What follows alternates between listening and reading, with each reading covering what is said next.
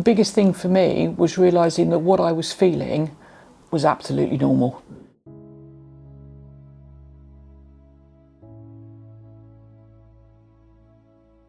My name's Anita and we're in the offices of the Wiltshire Parent Carer Council in Trowbridge. I'm the parent of an only child. He's been diagnosed with dyslexia, dyspraxia, various mental health issues, autism. And we try to use our experience to improve the system for others now that he's out of that particular system. During infance, he had issues with reading and writing. We bribed him basically to get help and get it investigated. And dyslexia at the time was not even considered. Then we moved on to primary school, juniors. There were clear signs of issues at this stage. He had meltdowns at various times, including throwing a desk across the classroom at the other children. We had lessons, my husband and I had lessons from the head teacher on how to parent, what we should and shouldn't do. And we also faced his first suicide attempt when he was in year 5, so he was about 10. At that point, CAMS got involved. They started to see him regularly. He was also assessed by the schools for any issues. The school said he was absolutely fine, there was nothing wrong. Well, we didn't think this was the case, so we had to go outside. So we paid for a private assessment, which led to the dyslexia and dyspraxia diagnosis by an educational psychologist. When we got to secondary school, everything changed. It was completely different approach. They actually believed us and they gave him support from day one. They set up Senko meetings. We had meetings to discuss what was available and what might help. There was good communication with the parents throughout.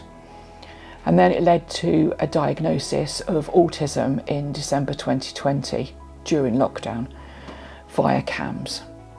We went back to the school and said, do we now need an EHCP? Thinking we'd heard of the term and autism seemed to be something that was covered.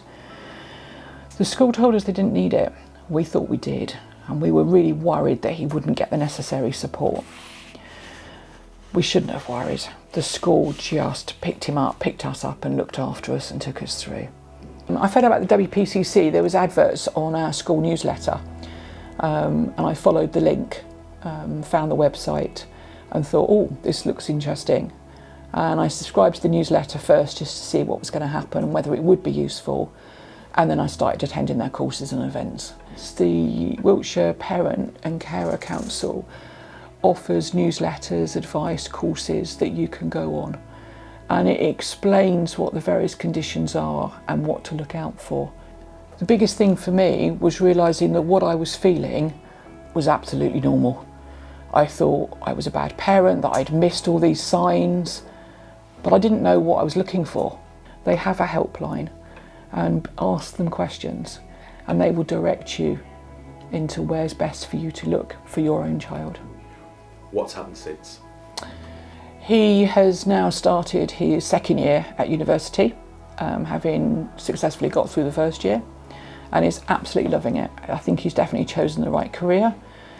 It links very well with his autism in that it's looking at details and trying to find the proverbial needle in a haystack, and he absolutely adores doing things like that. Still worries me. I think it always will do, no matter how old he gets. He's our only child. I'm his mum. I'm always going to worry, I think. WPCC putting on those events are fantastic, and I'd recommend them to all parents, not just those parents that think they have a child with additional needs, because there's lots there and people don't know what's around. Giving support to other people is something that we want to do going forward because we didn't have it. And we've done that already. We've helped people that are either at the first stages of an autism diagnosis or have got the diagnosis or have got a dyslexia or ADHD. It doesn't matter what the diagnosis is.